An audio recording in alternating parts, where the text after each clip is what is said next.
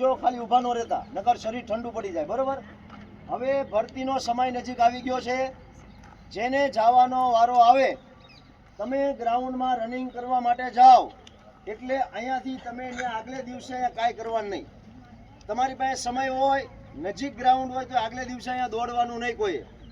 કદાચ તમે આવ્યા ગ્રાઉન્ડમાં નોર્મલ સ્ટ્રેચિંગ કરીને વોકિંગ કરીને વ્યા જાઓ, દોડવાનું મન થાય તો આગલે દિવસે દોડતા નહીં. એક દિવસ રેસ્ટ આપવાનો. બીજી એ વાત, અહીંયાથી તમે જ્યાં ગયા ભરતીમાં તો ત્યાં જઈને જમવા જવાનું પહેલાં અહીંથી જઈને તરત ગોતી લેવાનું કે જમવાનું સાદું કઈ જગ્યાએ મળે છે, તમારું ગ્રાઉન્ડ ક્યાં છે.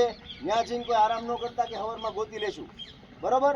ગ્રાઉન્ડ જોઈ આવવાનું, જમવાનું સાદું ક્યાં મળે જોઈ લેવાનું. જમવાનું સાદું જમવાનું, કોઈએ મસાલાવાળું ખાટી વસ્તુ તીખી વસ્તુ રાતે નહીં જમવાની. કોઈએ ફૂલ ધરાઈને નહીં જમવાનું.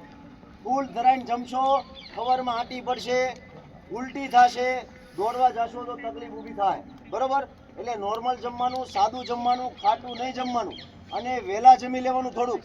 આગલે દિવસે ભરતી તમારે ન્યા રાખી દેશે 2 વાગે, 3 વાગે, 4 વાગે બોલાવી લેશે તો વહેલા જમી લેવાનું. અહીંથી જઈને 10 વાગે 9 વાગે ન જમતા, 6-7 વાગે જમી લેજો. બરોબર. ભલે રાતે તમને ભૂખ લાગે, ભૂખ્યા પેટે દોડી શકશો, પણ પેટમાં જો જમવાનું વધારે જમી લીધું છે તો તમે દોડી શકશો નહીં. ટાઈમિંગ વધી જાય દોડશો તોય. એટલે ભૂખ્યું પેટ હોય તો રનિંગ કરવાની મજા આવે.